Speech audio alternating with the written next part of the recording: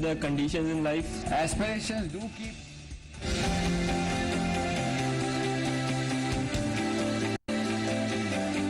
नमस्कार, स्वागत है आपका हमारे इस खास कार्यक्रम में बातों बातों में।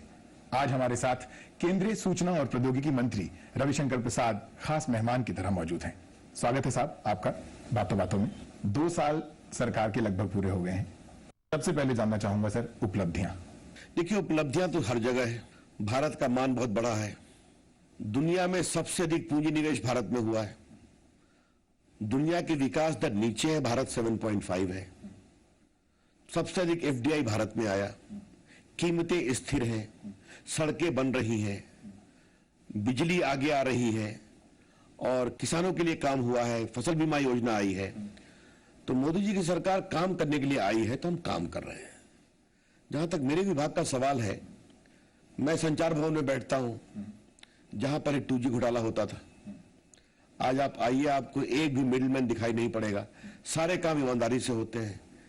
जिस स्पेक्ट्रम की नीलामी में पहले 2G का घोटाला होता था, वही 1,10,000 करोड़ में बिका है। आज हिंदुस्तान में 100 करोड़ से अधिक मोबाइल फोन है। 100 करोड़ लोग आधार पर हैं, जो कहते हैं डिजिटल आइडेंटिटी। उनका चेहरा, उनका आई कांटेक्ट, उनके फिंगरप्रिंट, और सब बहुत सुरक्षित है। हम क्या कर रहे हैं? लोगों को इसी माह सब्सिडी दे रहे हैं, राशन कार्ड में लिंकअप कर रहे हैं। तो लगभग हमने 15,000 करोड़ राशन, ये गैस की सब्सिडी में बचाया और लगभग 4,000 करोड़ 3 प्रदेशों में राशन कार्ड में बचाया। BSNL का लैंडलाइन रात के 9 बजे सुबह के 7 बजे तक बिल्कुल फ्री है। अर्थात हिंदुस्तान में आप कहीं भी 2-2 घंटे बात कर सकते हैं, मोबाइल पर या लैंडलाइन पर, किसी पर आपको 1 पैसा नहीं लगेगा। और प्रधानमंत्री जी ने मुझे एक और बात कही थी कि इस देश में मैन्युफैक्चरिंग को आगे बढ़ाना है। तो मैं देश के पोस्टल का मंत्री हूं, IT का मंत्री हूं और आपके कम्युनिकेशन का मंत्री हूं और मैं इलेक्ट्रॉनिक्स का भी मंत्री हूं। जिस समय मैं तो उसको मैं बहुत आगे बढ़ा रहा हूं। जिस समय हमारी सरकार आई थी जून 2014 में 11,198 करोड़ रुपए का पूंजी निवेश हुआ था। अब 1,22,000 करोड़ का हो गया है। और पिछले साल हिंदुस्तान में 11 करोड़ मोबाइल फोन बने। बिहार के लोगों को ये ज्यादा इंटरेस्ट है कि बिहार के लिए आप, सबसे पहले आप बिहार से आते हैं, तो आप पहले बिहार के नेता हैं, फिर देश के नेता हैं। तो बिहार के लोग जानना चाहते हैं कि बिहार के लिए आपने क्या किया। देखिए, पहला तो काम हमने किया, यहाँ मेडिकल इलेक्ट्रॉनिक्स का सॉफ्टवेयर टेक्नोलॉजी पार्क का शुरू हो गया है। वो काम आगे बढ़ रहा है। पटना के NIT में इलेक्ट्रॉनिक्स के लिए विशेष पढ़ाई सेंटर बनाया है, वो किया है। मुझे कुछ संतोष भी है, मुझे कुछ पीड़ा भी है। अब देखिए, मैं भागलपुर में सॉफ्टवेयर टेक्नोलॉजी पार्क खोलना चाहता हूं। दरभंगा में मैंने ओके कर दिया, फाइल में करोड़ रुपए का क्लियरेंस भी हो गया। पूर्व के मुख्यमंत्री जीतन राम मांझी ने जमीन दिया था दोनों इंजीनियरिंग कॉलेज में, भागलपुर दरभंगा में। आज तक हमें जमीन नहीं मिल रही है, जगह नहीं मिल रही है। हमें जगह मिल जाए, हम तुरंत शुरू कर देंगे। हमारा नाइलेट का एक केंद्र मुजफ्फरपुर में और एक केंद्र बक्सर में खोलने का निर्णय मैंने कर लिया है। लेकिन जगह तो मिलेगी ना। तो हमने, सरकार अगर जमीन नहीं दे तो कोई सरकारी बिल्डिंग दे दे, उसमें हम शुरू कर देंगे। तो मैंने विभाग के लोगों को कहा है, अगर नहीं मिलती है तो आप ये भी शुरू करो कि निजी मकान नहीं शुरू करो, हम लोग किराया देंगे। अब मैंने इलेक्ट्रॉनिक मैन्युफैक्चरिंग की बात की। मैं कुछ पीड़ा से बोल रहा हूं। देश के बाकी मुख्यमंत्री मेरे यहां आते हैं, आग्रह करते हैं, लाइन लगाते हैं कि हमारे यहां खोल दीजिए ताकि लोग आए। बिहार में मैं 3-3 बार पत्र लिख चुका हूं कि मुझे जमीन मिले, मैं यहां भी इलेक्ट्रॉनिक क्लस्टर खोलना चाहता हूं। आपकी सरकार के केंद्रीय मंत्री गिरिराज सिंह जी ने इसी कार्यक्रम में कहा कि ये जो दिक्कत है, जो कोऑर्डिनेशन की कमी है, इसकी वजह से बिहार का विकास सफर कर रहा है। क्या आप ये बात मानेंगे? हमारे प्रधानमंत्री जी का ईमानदारी से मानना है कि देश का विकास तब तक नहीं होगा जब तक पूरी भारत का विकास नहीं होगा। बिहार, झारखंड, बंगाल, आसाम, उड़ीसा, इस पे कई जगह हमारी सरकारें नहीं है। लेकिन हम इन सारे प्रदेशों का ईमानदारी से विकास करना चाहते हैं। और मैं तो बिहार की मिट्टी में पैदा हुआ, पटना में पैदा हुआ, यहीं से मैं जेपी मूवमेंट का सिपाही रहा हूं, परिषद का, बीजेपी का, संघ का स्वयंसेवक रहा हूं। तो बिहार के लिए तो कुछ करके मुझे बहुत खुशी होगी ना। बिहार और झारखंड के लोग 2 साल में आप लोगों के पावर में आने के बाद भी, क्योंकि ये सेंटर का मुद्दा है, इसमें कोई राज्य सरकार जिम्मेदार नहीं है, बहुत परेशान है कॉल ड्रॉप से, वॉइस ब्रेक से, नेटवर्क से। और सच बताएं तो हमारे जो मेहमान और जो लोग दिल्ली से यहाँ आते हैं वो तो बोलते हैं इंटरनेट के नाम पे मोबाइल पे बिहार और झारखंड में कुछ नहीं चलता। देखिए आपको मैं जवाब ये सुधार रहा हूं कि 1200 टावर लग चुके, 2000 और लग रहे हैं। अब पटना में ये स्थिति है कि हमारे जो दूसरे कस्टमर हैं वो बीएसएनएल पे आ रहे हैं इंटरनेट के लिए। लेकिन आप तो बाकी कंपनीज को भी रेगुलेट करेंगे ना? नहीं, मैं बता रहा हूं उसको भी टाइट कर रहा हूं। कॉल ड्रॉप के 4 कारण हैं। पहला है कि नेटवर्क को मजबूत करना, दूसरा है जहां नेटवर्क कमजोरी है वहां नया नेटवर्क लगाना, कई जगह वो वॉइस, आजकल वॉइस बढ़ रहा है, वो डाटा डाल देते हैं उस पर, और चौथा है कि ये कैंसर का एक भूत जो था टावर लगाने से, उसके कारण परेशानी आई है। मैंने बहुत सख्ती की, आज तक इतनी सख्ती किसी ने नहीं की है। देश भर में प्राइवेट कंपनी ने 80,000 टावर लगाए, बिहार में और 2,000 लगने वाले हैं, और आने वाले 3 वर्षों में 25,000 लगने वाले हैं। तो ये सारा काम हो रहा है। आपने जो बात की इंटरनेट की, तो हम देश के 2.5 लाख ग्राम पंचायत को ऑप्टिकल फाइबर नेटवर्क से जोड़ रहे हैं, और उसके स्पीड की हालत क्या है? जब हमारी सरकार आई थी तो सिर्फ 257 किलोमीटर ऑप्टिकल फाइबर था और 2,200 किलोमीटर ऑप्टिकल पाइप था 3 साल में। हमने 1 साल 8 महीने में 1,36,000 किलोमीटर ऑप्टिकल पाइप लगाया है और 1,10,000 किलोमीटर ऑप्टिकल फाइबर लगाया। सर लेकिन आम आदमी को किलोमीटर से मतलब नहीं, आम आदमी का मतलब है स्पीड बढ़ेगी कब? तो अभी आपने देखा कि बीएसएनएल ने उसके बाइट को और आगे बढ़ाया है। देखिए मैं फिर कह रहा हूं, काफी चीजें सुधरी है, सुधरने के रास्ते पर है, ये मैं आपसे कहना चाहता हूं। नहीं, लेकिन मेरे को आप अगर हमारे दर्शकों को आप बता सकें कि डेडलाइन 1 साल और 1.5 साल और 2 साल और। देखिए मैं आपसे पहले बता दूं, 1 मिनट। 2018 के मध्य तक हम ऑप्टिकल फाइबर से देश को पूरा जोड़ देंगे, ठीक है? और अभी काफी सुधार हुआ है, आने वाले 5 से 7 महीने में और सुधार होगा, ये मैं कहना चाहता हूं। और हमारा विभाग, आप देखिए, इस बात को समझिए, जो बीएसएनएल एक डूबा हुआ संगठन था, आपको मैंने बताया ना, आज वो इस रास्ते पर आया है और सुधार कर रहे हैं। और मैं बिहार झारखंड के अपने दर्शकों को बताना चाहता हूं कि सुधार की प्रक्रिया और तेज चलेगी, हम इसकी पूरी चिंता करेंगे, लेकिन हां, राज्य सरकार से भी सहयोग की अपेक्षा है। नीतीश जी के लिए आपकी पार्टी कहती है कि उनको भारत माता की जय से परहेज है, लेकिन जेडीयू कहती है कि भारत माता की तो नीतीश जी पूजा करते हैं। बीजेपी पहले ये बताया कि क्या पीडीपी के मुख्यमंत्री से वो भारत माता की जय कहलवा सकेंगे? देखिए, पहली बात, मैं नीतीश जी से मैं एक बात कहना चाहता हूं। नीतीश जी इस पर क्यों आपत्ति करते हैं? मैंने उनसे एक सवाल पूछा था। जिस दिन ऑस्ट्रेलिया को भारत ने हरा दिया 2020 में, उस दिन मैं रात में पटना में था। पटना के डाक बंगला चौराहा पर 4-5 हजार नौजवान खड़े हो गए, तिरंगा लेकर के कहने लगे भारत माता की जय। तो मैंने नीतीश जी से पूछा कि इनको क्या हमने समझाया था क्या? उसके 2 दिन बाद कई शहीद सरहद पे मारे गए, उनकी बॉडी गांव में पहुंची, लोगों ने नारा लगाया भारत माता की जय। तो किसी पर दबाव नहीं है, लेकिन भारत माता की जय लोगों के दिल से निकलता है, खुशी में या गम में कोई बलिदान होता है। तो हमने तो यही कहा हमेशा। तो नीतीश जी को इस पर क्यों परेशानी हो गई? अगर उनको कोई दिक्कत है नारा लगाने पर, तो उनका नहीं, लेकिन वो जानना चाहते हैं कि क्या पीडीपी को भी आप लोग इस तरह की सलाह देते हैं? क्या पीडीपी? बिल्कुल जी। देखिए, एक बात आप समझ लीजिए, पीडीपी और बीजेपी का साथ आना एक क्रांतिकारी घटना है। पहाड़ में वो है, जमीन पर हम है। क्या तो सरकार नहीं बनाई है तो कांग्रेस के लोगों को ही साथ दीजिए। आज पीडीपी बीजेपी के साथ आई है, ये भारत की राष्ट्रीयता की विजय है। हमारा सवाल उठता है कि क्या आजादी के 68 साल बाद लोग भारत माता की जय करें या न करें, इस पर बहस करेंगे? नीतीश जी आजकल हमसे पूछ रहे हैं या कह रहे हैं कि हम संघमुख भारत करेंगे। तो अटल बिहारी वाजपेयी के साथ वो 10 साल रहे बीजेपी के साथ। जब चारा घोटाले हम लड़ रहे थे, आपको मालूम है, उसका वकील था, तो उस समय नीतीश जी लोग साथ आए थे 95 में। 2005 तक साथ रहे केंद्र सरकार में, और बाद में प्रदेश सरकार चलाया। तो 2095 से 2013 तक नीतीश जी के साथ थे। 4-5 लोकसभा का चुनाव और 5-6 विधानसभा का चुनाव लड़ा। अटल बिहारी वाजपेयी की सरकार में केंद्रीय मंत्री रहे और बिहार के मुख्यमंत्री हमारे कंधों पर रहे। तो क्या उस समय हमारा गोत्र नहीं मालूम था क्या? उस समय संघ का गोत्र नहीं मालूम था क्या? तो किसे दिखावा कर रहे हैं संघ मुक्त भारत? नीतीश कुमार ने लालू प्रसाद जी के साथ एक अवसरवादी गठबंधन बनाया है। नीतीश जी को बड़ी विनम्रता से कहना चाहूंगा, संघ की खिलाफत नेहरू जी ने किया, इंदिरा जी ने किया, वीपी सिंह ने किया, वामपंथियों ने किया, और आज वो वामपंथी कहां चले गए और संघ बढ़ता गया।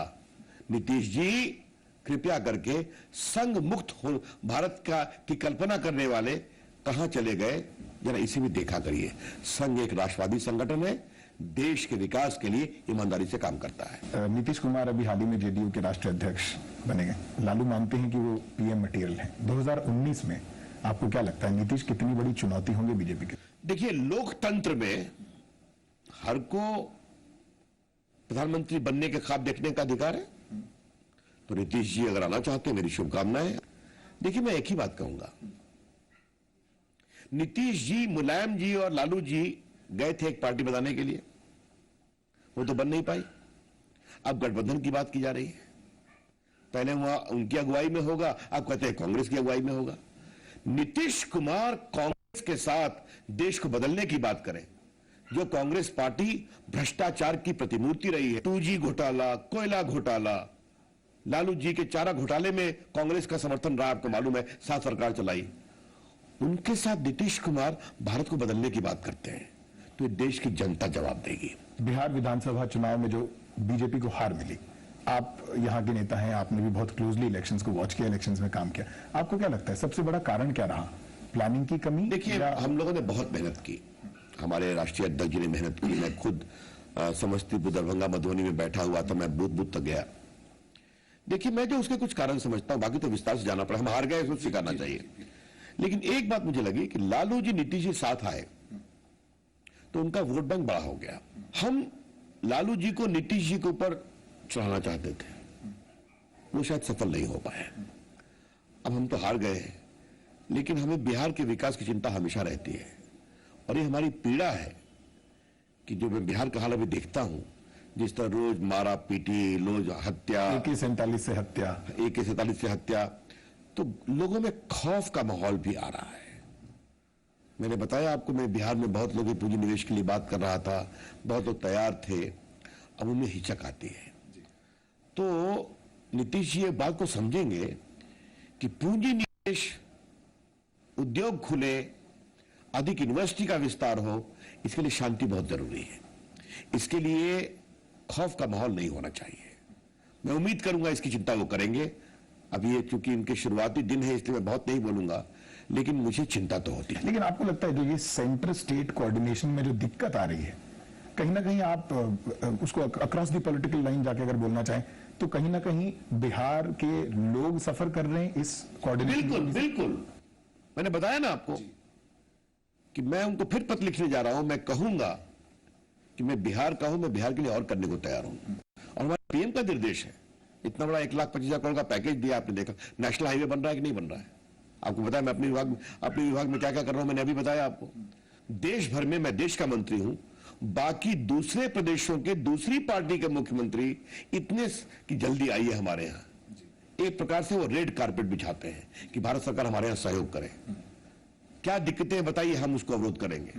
यहां हम क्या फेस कर रहे हैं आपको बता चुके हैं, लेकिन फिर भी चाहे वो सड़क हो, चाहे वो बिजली हो, चाहे वो IT का क्षेत्र हो, चाहे वो बाकी पूंजी निवेश हो, लेकिन हां, जो सरकार के अंतर्गत है वो हम करेंगे। लेकिन जो निजी क्षेत्र का इन्वेस्टमेंट करना होगा, अब मैं आपको एक बात बताऊं, नेशनल हाईवे का प्रोग्राम है, अगर बड़ी बड़ी कंपनियों के ठेकेदार अगवा होंगे तो वो क्यों आएंगे? लॉ एंड ऑर्डर हम तो नहीं कर सकते ना, ये तो बिहार सरकार को करना पड़ेगा ना। इसीलिए हमारा सतत प्रयास है, हमारा वो कमिटमेंट है, वो जमीन पर आएगा, हो भी रहा है, वो तेजी से आए, उसमें राज्य सरकार के सहयोग की अपेक्षा है। शत्रुघ्न सिन्हा चुनाव के दौर से ही पहले उन्होंने प्रचार नहीं किया, अभी भी वो पार्टी को बार बार खामोश कर देते हैं, कुछ ना कुछ बयान। मैं शत्रुघ्न सिन्हा पर कभी टिप्पणी नहीं करता हूं, आज भी नहीं करूंगा, कोई टिप्पणी नहीं करूंगा। शराबबंदी नीतीश कुमार का एक बहुत ही पॉपुलर स्टेप रहा है, आप इस स्टेप को किस तरह से देखते हैं, और आपको क्या लगता है इस स्टेप के पीछे कहीं ना कहीं कोई ना कोई, बिकॉज आप ही के एक मंत्री ने कहा है कि ये षड्यंत्र है और नीतीश कुमार का छलावा है। देखिए, इस पर मैं कोई कमेंट नहीं करूंगा, अब ये इंप्लीमेंट होने दीजिए। बट आप इस स्टेप को कैसे? नहीं, ठीक है, शराबबंदी की दिशा में प्रयास किया गया है तो ठीक है, लेकिन इसकी सफलता कितनी होती है इसे जमीन पर देखना पड़ेगा, और इसके रेवेन्यू लॉस को वो कैसे मैनेज करेंगे इसको भी देखना पड़ेगा। बाकी ये ठीक कदम है। मैं आपके, अगर शराबबंदी का खराब असर पड़ता है तो उसकी चिंता होनी चाहिए, इसके लॉन्ग टर्म इम्प्लीकेशन क्या है देखना चाहिए। तो अभी मैं इस बहस में नहीं पढ़ना चाहता, अभी उन्होंने इसको लागू किया है, आगे देखते हैं क्या होगा। बातों बातों में अभी वक्त है एक छोटे से ब्रेक का, लेकिन कहीं मत जाइएगा क्योंकि बातों बातों में ब्रेक के बाद ये चर्चा जारी रहेगी। नीतीश कुमार और बीजेपी क्या आने वाले समय में एक हो सकते हैं, कोई संभावना बची है? जो 18 साल हमारे साथ होकर संघ मुक्त भारत की बात करे, अब आप कहते हैं वो हमारे साथ आए, तो इसका मैं क्या जवाब दूं? नहीं, अभी मुझे नहीं लगता कोई ये सवाल बेमानी है। इस बात को कभी ना भूलिए कि हमने उनको नहीं छोड़ा, उन्होंने हमें छोड़ा। तो आपने उनको नहीं छोड़ा तो आपकी तरफ से दरवाजे बंद भी नहीं होंगे? नहीं, ये दरवाजा अभी बंद है। इसका कोई मतलब, आप उससे हेडलाइन खोज रहे हैं तो मैं हेडलाइन नहीं दे रहा हूं।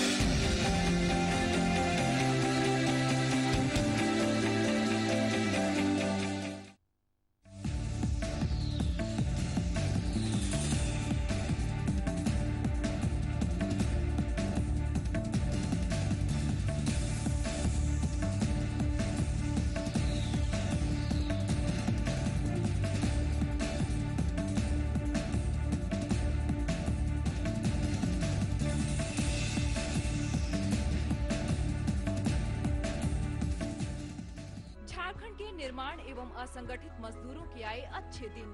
1 मई मजदूर दिवस को सरकार शुरू करेगी श्रमिक बंधुओं के लिए 24 घंटे की हेल्पलाइन। अब श्रमिक भाइयों का होगा ऑनलाइन निबंधन।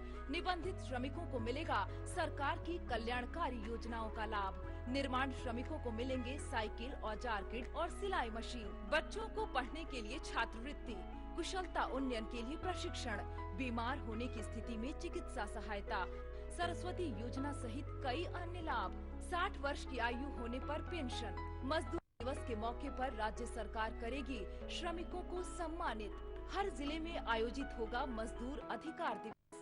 ज्यादा से ज्यादा संख्या में पंजीकरण कराएं तथा योजनाओं का लाभ उठाएं। मजदूर हितैषी रघुवर सरकार, जहां खुश होगा हर असंगठित और निर्माण कामगार।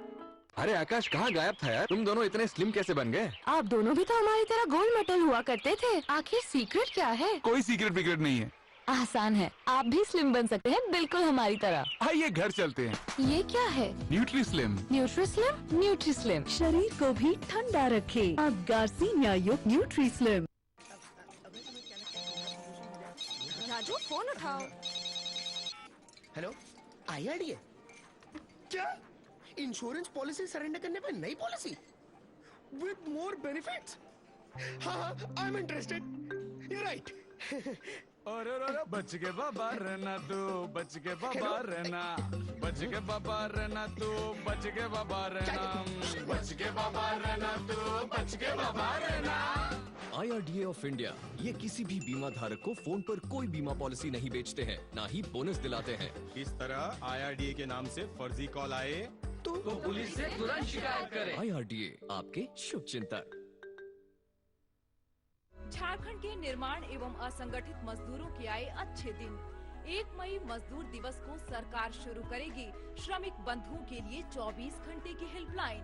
अब श्रमिक भाइयों का होगा ऑनलाइन निबंधन। निबंधित श्रमिकों को मिलेगा सरकार की कल्याणकारी योजनाओं का लाभ। निर्माण श्रमिकों को मिलेंगे साइकिल, औजार किट और सिलाई मशीन। बच्चों को पढ़ने के लिए छात्रवृत्ति, कुशलता उन्नयन के लिए प्रशिक्षण, बीमार होने की स्थिति में चिकित्सा सहायता, सरस्वती योजना सहित कई अन्य लाभ। 60 वर्ष की आयु होने पर पेंशन। मजदूर दिवस के मौके पर राज्य सरकार करेगी श्रमिकों को सम्मानित। हर जिले में आयोजित होगा मजदूर अधिकार दिवस।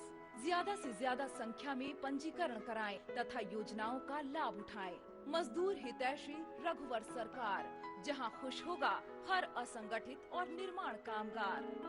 आप ऐसे बाथ सोप से स्नान करना चाहते हैं जो आपके शरीर की स्वच्छता के साथ आपकी त्वचा को दे प्राकृतिक सुरक्षा कवच और कुदरती सौंदर्य। पतंजलि पेश करता है नीम, एलोवेरा, हल्दी, चंदन, गुलाब इत्यादि जड़ी बूटियों से निर्मित बाथ सोप। इसमें जड़ी बूटियों के साथ 40% शुद्ध नारियल तेल व वनस्पति ऑयल्स का संतुलित मिश्रण है। इससे मिलती है आपकी त्वचा को कुदरती कोमलता एवं सुंदरता। जब बात हो स्ट्रक्चर की सुरक्षा की तो क्वालिटी से समझौता क्यों? मगध महान कॉइल एंड टीएमटी बार्स अब और भी मजबूत। मगध महान coil and TMT bars. Jharkhand के निर्माण एवं असंगठित मजदूरों के आए अच्छे दिन। 1 मई मजदूर दिवस को सरकार शुरू करेगी श्रमिक बंधुओं के लिए 24 घंटे की हेल्पलाइन। अब श्रमिक भाइयों का होगा ऑनलाइन निबंधन। निबंधित श्रमिकों को मिलेगा सरकार की कल्याणकारी योजनाओं का लाभ।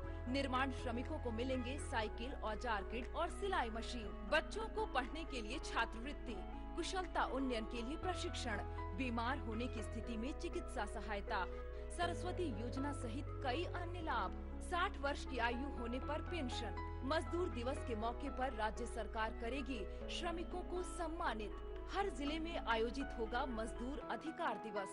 ज्यादा से ज्यादा संख्या में पंजीकरण कराएं तथा योजनाओं का लाभ उठाएं। मजदूर हितैषी रघुवर सरकार, जहां खुश होगा हर असंगठित और निर्माण कामगार।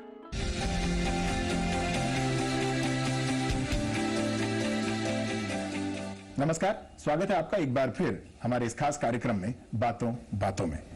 रविशंकर प्रसाद साहब, यूपी में चुनाव आ रहे हैं। जेडीयू वहां अलायंस में चुनाव लड़ने की बात कर रही है।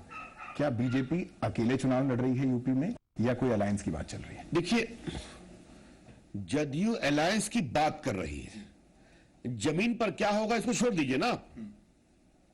मैंने कहा ना, मुलायम सिंह तो विलय की बात हो रही थी, लालू जी की, नीतीश जी की। उस विलय से क्या फूटा? लोगों ने कहा विलय की घोषणा भी कर दी थी, मुलायम सिंह के अध्यक्ष भी हो गए थे। इसलिए हमारे समाजवादी मित्र कितने दिन साथ चलते हैं और क्या शक्ल आती है, थोड़ा उसको छोड़ दीजिए आप। हमारे सोशलिस्ट मित्रों के बारे में कहा जाता है ना कि वो 2 साल से अधिक अलग नहीं रह सकते, 1 साल से अधिक साथ नहीं रह सकते। तो अभी बातचीत शुरू हुई है। देखिए, अब यूपी का चुनाव थोड़ा समय है। देखिए, अपना दल के साथ तो हमारा अलायंस है, वो एनडीए की पार्ट है। अब बाकी आगे देखते हैं हम। लेकिन यूपी का चुनाव बहुत ही जोश के साथ लड़ेंगे और हमारी सरकार आएगी, ऐसा हमें पूरा विश्वास है। बीजेपी के लिए राम मंदिर एक बहुत बड़ा, बहुत पुराना मुद्दा रहा है। पार्टी में एक मत नहीं दिखता अभी इस पे। कुछ लोग इसके बारे में बात नहीं करते हैं, कुछ लोग इसके एक आप ही की सरकार के एक मंत्री ने हमारे इस कार्यक्रम में कहा कि नहीं, ये मुद्दा है और ये मुद्दा रहेगा। आपको क्या इस बारी ये मुद्दा रहेगा, नहीं रहेगा, और बीजेपी के अभी इस मुद्दे के साथ है या नहीं? देखिए, पहले मैं बता दूं कि खंडूरी साहब से किसने क्या कहा जी, इस पर मुझे टिप्पणी नहीं करनी है। बीजेपी के मैनिफेस्टो में है, 2014 में तो है। और आप रविशंकर प्रसाद से बात कर रहे हैं, तो अयोध्या मामले में रामलला के वकील रह चुके हैं। और आज इलाहाबाद हाईकोर्ट का यह फैसला हो गया है कि जहां रामलला विराजमान है वही वो स्थान है। हिंदू मानते हैं कि राम का जन्म हुआ। और अयोध्या हाईकोर्ट का, इलाहाबाद हाईकोर्ट का यह भी फैसला आ चुका है कि दूसरा पक्ष बाबरी मस्जिद को साबित करने में असफल रहा है। ये फैसला है। और बाकी उन्होंने एक तिहाई बंटवारा की बात की है। ये मामला भी सुप्रीम कोर्ट में है। अगर बिल्कुल वकील के रूप में मैं कहूं, जो मैंने साक्ष्यों को देखा है, तो हम हाई कोर्ट में जीते हैं तो सुप्रीम कोर्ट भी पूरा जीतेंगे। नीतीश लालू की दोस्ती को आप किस तरह से देखते हैं? अब लालू जी और नीतीश जी के संबंध कैसे रहे, कैसे नहीं रहे हैं, इसके बारे में आप मुझसे न पूछिए। जो वो संघ मुक्त भारत की बात करते हैं नीतीश जी, तो कई बार वो लालू मुक्त बिहार की बात भी कर चुके हैं। अब आज उन्होंने भाजपा के डर से या अपना राजनीतिक वजूद बचाने के कारण ये बनाया है। अब देखते हैं कब तक चलता है। अब आगे आगे देखिए होता है क्या। लेकिन मैं इतना ही कहूंगा कि लालू नीतीश जी 90 में साथ आए थे, वीपी सिंह की सरकार थी। लालू जी मुख्यमंत्री बने 90 में, तो बीजेपी भी साथ थी, नीतीश जी साथ थे। हमने तो बहुत पहले छोड़ दिया राम जन्मभूमि के आंदोलन में, जब अडवाणी को गिरफ्तार किया गया। नीतीश जी ने चारा घोटाले के बाद छोड़ा, 94-95 में जब आया। लगभग 18 साल अलग रहे, अब फिर साथ गए हैं। अभी देखिए कब तक चलता है। मोबाइल पोर्टेबिलिटी के बाद सर आने वाली थी लैंडलाइन पोर्टेबिलिटी, सरकार उस पर कुछ कर रही है? वो देखिए, अभी बीएसएनएल सुधर रहा है, उसको और सुधरने का मौका दीजिए। मैंने बताया कि 1.25 साल में कितना काम कर दिया। मैंने उनको पूरा फ्रीडम दिया है, देश के लिए अच्छा काम करो और विकास की बात करो। इसलिए हमने पॉलिसी के लेवल पर जितना पॉलिसी लाना था ला दिया है। रविशंकर प्रसाद साहब, वाजपेयी साहब की सरकार के दौरान भारत उदय कार्यक्रम आया था, लेकिन वो कार्यक्रम, उसकी पूरी एड कैंपेन, सब कुछ मिलके भी बीजेपी को वापस नहीं ला पाई। अब आप लोग ग्राम उदय से भारत उदय पे चले गए हैं, तो आपको लगता है कि ये आप लोगों की क्षमा करिए खंडूर जी, क्या हर प्रोग्राम नफा नुकसान के लिए होता है क्या?